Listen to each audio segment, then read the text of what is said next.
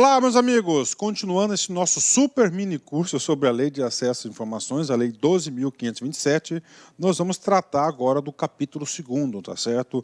Esta lei nós temos aí 6 capítulos, o professor usou como estratégia subdividir cada aula em um capítulo específico para melhor potenciar, melhor trabalhar cada assunto e, claro, criar na cabecinha de vocês o quê? Você vai ter uma sequência lógica. Ah, opa, eu sei que está sendo tratado esse assunto, faz parte desse outro, ou seja, uma visão sistêmica do assunto ajuda muito na fixação do conteúdo. Vamos lá, gente. Aqui é o seguinte, a gente vai tratar o seguinte, lei de acesso à informação, né? Então, esta lei, aliás, nesta aula, esse capítulo especificamente do acesso à informação e a sua divulgação, né? O que trata essa lei aqui? Desse negócio do acesso às informações e a sua divulgação, nós vamos estar trabalhando 2 conceitos aí do controle social muito importante, que são conceitos de transparência ativa e transparência passiva, né? Neste sentido, especificamente nesse capítulo que eu vou passar estou passando para vocês agora, tem o decreto 7.716 do governo federal que detalha um pouco mais sobre esse assunto. E aí, professor, eu devo ler o decreto 7.716? Papo reto com vocês, ó, olhando no seu olho, papo reto com vocês. Ó. Quero falar para vocês o seguinte, cara. Só se no seu edital, tá certo? Lá no conteúdo programático tenha a cobrança expressa desse decreto. Se não, papo reto com vocês, ó, não façam essa leitura. Aqui é o suficiente. Bacana? Só se tiver a cobrança. Vamos lá. Artigo 6º, né? Cabe aos órgãos e entidades do poder público, observadas as normas e procedimentos específicos aplicáveis a assegurar. Ou seja, a lei está dizendo os órgãos e entidades lá do parágrafo do artigo 1º e o artigo 2º, ou seja, onde tem dinheiro público, eles devem assegurar 3 coisas. Primeiro, né, gestão transparente da informação, propiciando amplo acesso a ela e a sua divulgação, né? Ou seja, ele tem que ter uma gestão da informação, todos os órgãos, isso aqui é uma lei nacional que obriga municípios, estados e a União, tanto a administração pública direta e indireta, é o quê? Ter uma gestão transparente da informação. Inclusive, sobre esse assunto, existe aí um indicador nacional que mensura isso, né? 2, proteção da informação, garantindo-se a sua disponibilidade, autenticidade e integralidade. Olha aí, né? Proteção da informação. Então, nessa gestão da informação, essa lei aqui muito importante para a arquivologia, para guardar a memória dos órgãos, ó, garantir, ó, proteção da informação, garantindo disponibilidade, que ela esteja disponível. Nós vimos lá no artigo 4º, no parágrafo anterior, esses conceitos, autenticidade e integralidade, né? Integralidade, que ela seja íntegra, que ela não sofra modificações. Então, são parâmetros da gestão de documentos dos órgãos, né? Proteção à informação sigilosa e informação pessoal, parou tudo, né? Quero falar uma coisa para vocês aqui. Nós vamos estudar na 4ª parte da aula, que na 4ª parte da aula, capítulo 4, diz o seguinte, nós vamos trabalhar sobre aquelas informações que serão o quê? Terão restrição. Juízo de valor, cara, já tem que ir montando isso. Só existe 2 tipos de informações que elas podem sofrer restrição, que a administração pública não tem o dever ou obrigação de disponibilizar. Primeiro, as informações de caráter sigiloso. A gente já sabe que sigiloso são aquelas informações classificadas como sigilosas, são aquelas informações que ela terão restrição temporária por tratar de assuntos que possam comprometer a segurança do Estado e da sociedade. E informação pessoal. Tá? Nós vamos ver que tipo de informação pessoal que pode ter o quê? Restrição. Então, proteção da informação sigilosa e da informação pessoal, observada a sua disponibilidade, autenticidade, integralidade e eventual restrição de acesso, né? Bacana? Fechou aí? Então são os 3 aí, são os 3 itens aqui para assegurar a gestão de informação dos órgãos, né? Conselho Nacional do Ministério Público, FCC 2015, cargo de técnico. No cumprimento da lei, acesso à informação, os órgãos públicos devem manter sítios oficiais na internet, oferecendo, entre outros requisitos, a. garantir a autenticidade, a integralidade das informações disponíveis para o acesso. Ou seja, isso aqui é um dispositivo do quê? Da gestão da informação. Como que os órgãos devem ter? Quais são os requisitos da gestão da informação dos órgãos? São aqueles previstos no artigo 6º da lei. Especificamente, isso aqui é Ctrl+C, Ctrl+V, né, desse dispositivo da lei aqui, ó, 2011, né? Então está aqui para vocês, bacana, já encontramos o gabarito. Vamos continuar aqui. Do item A, B até o item C, estão previstos aí, salvo engano, no artigo 7º e o artigo 8º da lei. Tá? A gente vai trabalhar esses caras aqui. Fixar a via eletrônica como um canal único de comunicação com os interessados. Está errado, não é apenas como canal único, então o erro está aqui. Ó. Se acesso à informação, e essa lei trata sobre isso, que esse acesso de informação tem que ser universal. Se ele é universal, se é único, não é universal, só tem um canal. Tá certo? Ele é o quê? Restritivo, o quê? A único canal. Não é restritivo, ele é o quê? Universal, né? C. Admitir a gravação de relatórios que facilitem a análise de informações. Ok. Desde que tentem em formato texto, né? Cara, a lei fala bem claramente, em todo e qualquer formato, pode ser áudio, vídeo, texto, tá certo? Uma mídia, um vídeo, né? Omitir, olha aí, omitir, tá errado, né? Pormenores, o quê? Omitir detalhes em relação aos formatos utilizados na estruturação da informação, está errado, porque se ele omitir, você está o quê? Restringindo o acesso e está indo contra um princípio geral da lei. E impedir o acesso automatizado por sistemas externos em formatos abertos, né? Pelo contrário, a lei incentiva aí, tá certo, o acesso automatizado. Ou seja, uma questão de um concurso maravilhoso, um órgão aí muito respeitado pela sociedade brasileira, inclusive pelo professor. Tá aí uma questão fácil, letra A. Não tem erro, cara. Se você estudar com a gente aqui, assistir todas essas videoaulas, você não vai errar uma questão, né? Pronto. Vamos lá, artigo 7º, né? O acesso à informação, a que trata esta lei, compreende, entre outros, os direitos de obter. Ou seja, o artigo 7º, preste atenção aqui, vem definir os direitos de obtenção da informação. Os direitos de obtenção da informação. Primeiro direito, direito de orientação sobre os procedimentos para a consecução de acesso, bem como sobre o local aonde poderá ser encontrada ou obtida a informação almejada, né? Ou seja, você tem o direito de saber o que? A orientação, como requerer a informação que você está solicitando. 2. Informação contida em registros ou documentos produzidos ou acumulados por seus órgãos ou entidades recolhidos ou nos arquivos públicos, né? Professor, o que vem a ser o tal de recolhido? Do recolhido significa lá que ele foi para o arquivo permanente, né? Arquivo permanente. Arquivo permanente. Está aí, né? Recolhidos, né? Está aí. 3. Informações produzidas ou custodiadas por pessoa física ou entidade privada, decorrente de qualquer vínculo com seus órgãos ou entidades, mesmo que esse vínculo já tenha cessado, né? 4. Informação primária. O que é informação primária? Aquela que está na fonte, né?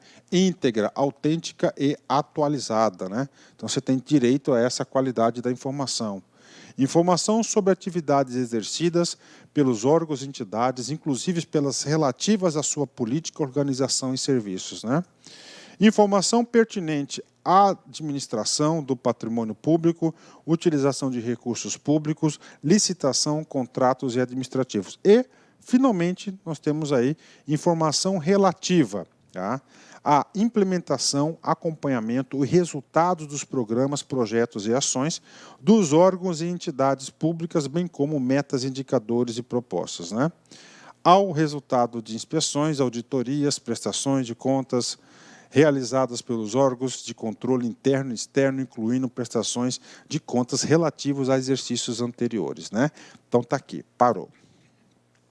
Então, esse artiguinho 7º, presta atenção para você entender como que o legislador montou essa lei. Esse artiguinho 7º, ele diz o seguinte: sociedade, você tem direito esses são os seus direitos em relação à informação. Nós vimos aqui, gente, que é um rol extenso, um rol grande. Tá? Pronto. No artiguinho 8 e no artiguinho 9º da lei, o legislador vai falar uma coisa importante. Como que essas informações serão disponibilizadas para vocês? Primeiro, pela transparência ativa e pela transparência passiva. Então, a gente vai falar o que é transparência ativa. Então, obrigação ativa de informar do órgão, ou seja, independentemente de solicitação, ele tem que publicar o seu orçamento, as suas despesas, os seus empenhos no site. Isso aí o quê? É um ato de transparência ativa, isso está sendo cobrado em concurso. Professor, e transparência passiva? É o ato de você requerer, junto ao órgão, uma informação específica. Você documentar, ele tem que devolver. Isso está aqui o direito. Então, o exercício desses direitos eles podem ser realizados de duas formas. Transparência ativa, que está no artiguinho 7º, que a gente vai falar já já, e o artiguinho 8º, transparência passiva. Vem comigo aqui, né? Ok? Bacana. Entenderam aqui quais são os direitos? Nesse sentido, ainda nesse artiguinho, tem aqui, o acesso à informação previsto no caput não compreende as informações referentes a projeto de pesquisas e desenvolvimento científico ou tecnológico cujo sigilo seja imprescindível à segurança da sociedade e do Estado, né? Ou seja, aquelas informações de cunho técnico que está ainda em desenvolvimento, elas não podem ser, elas não estão incluídas aqui, né? Professor, eu dou um exemplo aqui, dou um exemplo para você. Teve um cientista no estado de São Paulo que inventou a tal da pílula do câncer, não é isso? Pílula do câncer. Aí já foi matérias aí de jornais, né? Deus queira que ele esteja correto. Tá? Uma equipe de pesquisadores de universidades públicas e órgãos aí públicos aí vinculados a essa pesquisa científica pegaram amostras dessa e estão fazendo o quê? Uma análise para analisar a efetividade. Durante esse processo de estudo, essa informação produzida ela está protegida por sigilo, cara. Ela não precisa ser classificada, né, nesse sentido. Por que ela está sendo o quê? Nesse sentido aqui. Por quê, gente? Porque está no desenvolvimento científico. Se ele solta uma informação qualquer, pode criar o quê aí? Alterações, pode criar o quê? Alterações aí na sociedade. Isso que está falando no caput primeiro, tá? Então, existe o quê? O direito ao acesso à informação, mas, para aí, tem algumas informações que elas têm que ser divulgadas no momento certo. É isso que diz o parágrafo primeiro. O parágrafo 2º diz o seguinte: olha, a lei está concedendo direitos para a sociedade. Agora, quando não autorizado o acesso, ou seja, quando você solicitou e você não teve acesso. Vem cá. Quando não for autorizado o acesso integral à informação, por ela ser parcialmente sigilosa. Olha aí. Aqui está tratando forma sigilosa. Ela foi classificada como sigilosa. É assegurado acesso à parte não sigilosa por meio de certidão, extrato ou cópia com ocultação da parte sob sigilo. Então, aqui faz sentido, né? Vamos lá. Parágrafo 3º. O direito de acesso aos documentos ou às informações nelas contidas, utilizados como fundamento para a tomada de decisão e do ato administrativo, será assegurado com a edição de ato decisório respectivo, né? Bacana, né? E nós estamos aqui no parágrafo 4, a gente fala o quê? A gente está falando aqui sobre a negativa. Negativa de acesso às informações objeto de pedido formulado aos órgãos e entidades referido ao artigo 1º, quando não fundamentada, sujeitará o responsável a medidas disciplinares nos termos do artigo 32 desta lei. Ou seja, gente, direito à informação é um direito constitucional. Assunto sério para o Estado brasileiro. Inclusive, editou essa lei detalhando esse seu direito. Falou o seguinte: você foi lá, pediu uma informação para o cara do órgão público. O cara do órgão público negou. E ele não fundamentou, cara, essa informação. Né? Por quê? Ele só, primeira coisa, preceito geral, ela é pública. Né? Ela pode sofrer restrições de acordo com a classificação. Se o cara não fundamentou, ele vai ter sanções disciplinares do artigo 32. O artigo 32 faz parte, tá certo? Faz parte lá das responsabilidades. faz parte das responsabilidades. O agente público, inclusive, esta lei alterou o Estatuto do Servidor Público, ele está o quê? Ele estará aí, ó, descumprindo uma obrigação, um dever dele, perdão, o dever dele do artigo 116 da 8.112. E ali o artigo 32 ele vai falar desse dispositivo. Então, ou seja, negativa pode incorrer responsabilidades. Parágrafo 5º. Informado do extravio da informação solicitada, ó, solicitei uma informação, ela foi extraviada, olha o que acontece.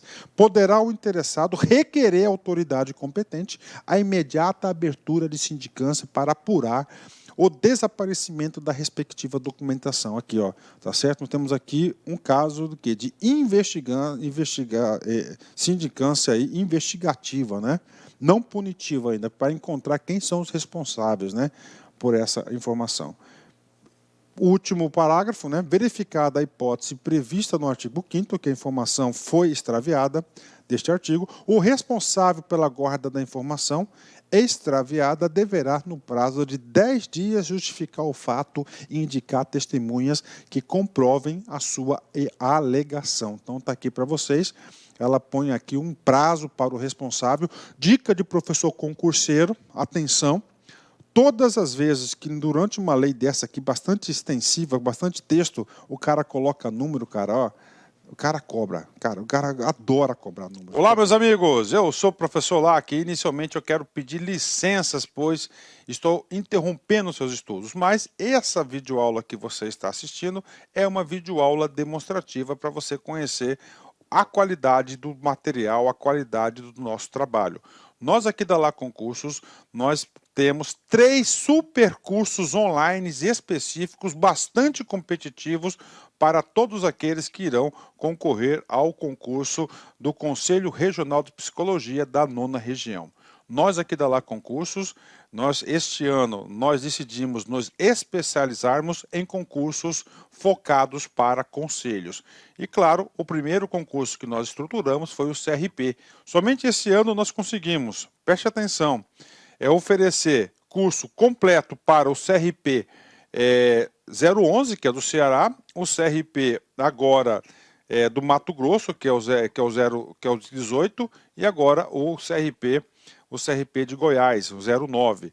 Então, uma coisa eu garanto para vocês, se você quiser assistir o restante dessa videoaula, se você quiser fazer um curso mais completo, se você quiser conhecer a nossa metodologia do Personal Coach, que eu estudo em regime de metas, eu convido vocês a clicarem no link que tem aqui na descrição, falar com alguns dos nossos atendentes para qualquer esclarecimento e, claro, vir matricular, vir estudar conosco, que eu tenho certeza que você não vai se arrepender. Por quê? Porque nós vamos dar o melhor de nós. Um forte abraço, espero vocês.